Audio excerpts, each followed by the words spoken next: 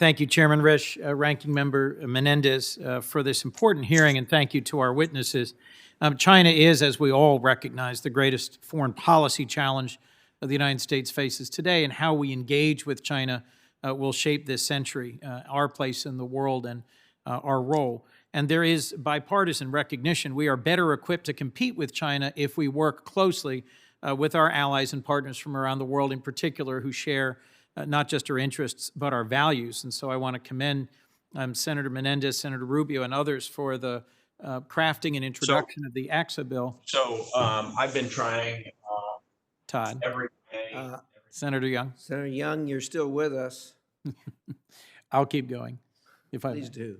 I just wanted to commend the introduction of a bipartisan bill that recognizes the significance, the centrality of Latin and South America, which are not only closest to us geographically, but integral to our country's culture, our economy, our role in the world.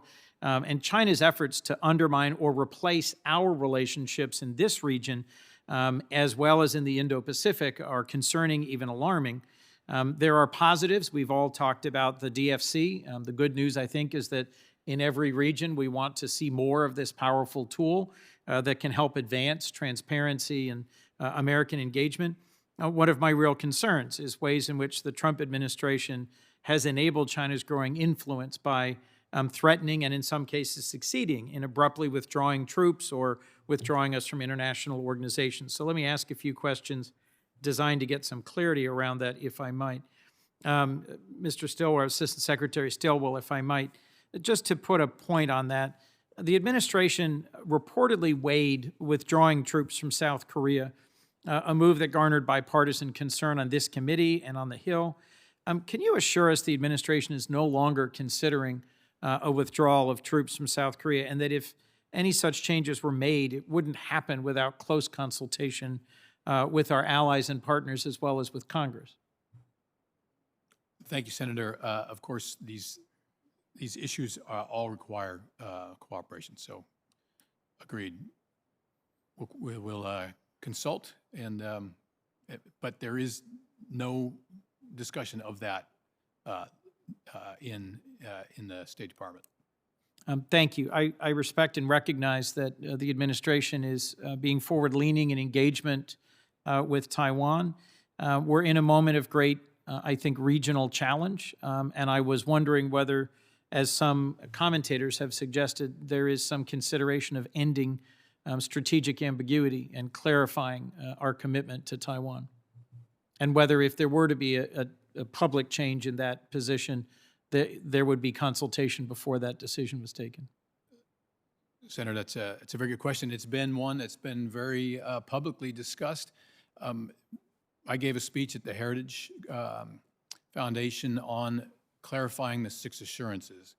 The rationale behind that is to prevent and reverse PRC's squeezing of China's of Taiwan's international space, and get it back into a position that looks something like what we agreed to in 1979 with the Taiwan Relations Act. And that clarification is important.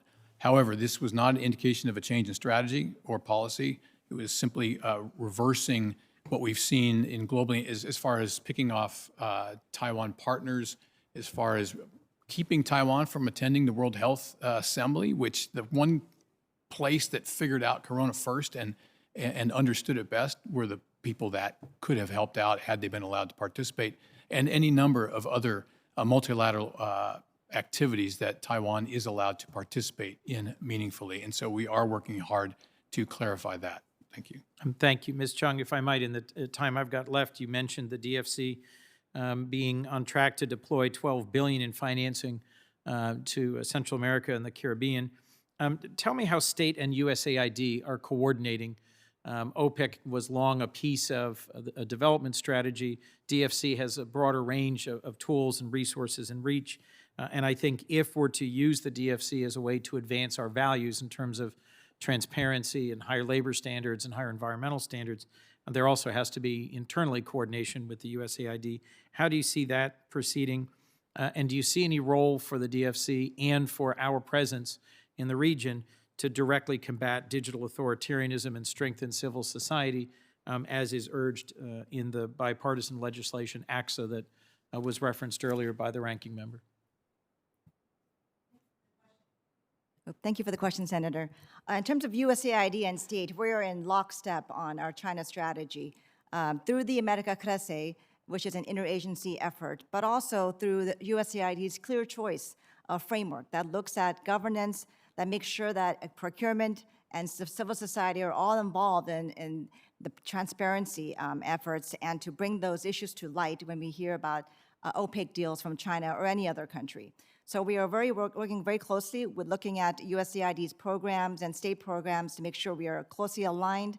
And the programs that we do on anti-corruption and civil society strengthening all go to build that space so that China's malign influence don't come and take over that space. So we are very much closely aligned with USAID. One example is in the illegal fishing area, which recently we saw in the Galapagos. USAID has programs with the World Wildlife Fund to work on natural resource strengthening programs. That also enables local groups to be able to fight back when we see Chinese fishing ships come back into the region. And in terms of DFC and working on digital authoritarianism, there's no better example in the region than in Maduro's regime, the authoritarian regime of Maduro, and working in close concert with China. And China's ZTE has long had a relationship with the Maduro regime in providing the Carnet de Patria, which spies on civil society and opposition leaders and determines who gets what food allocations within that country. And so right now, of course, we are not engaging in DFC in Venezuela, but in a democratic future, when we have a democratic transition in that country, we would love to bring DFC into it and help rebuild. Thank you. Thank you to all the witnesses. Thank you, Mr. Chairman.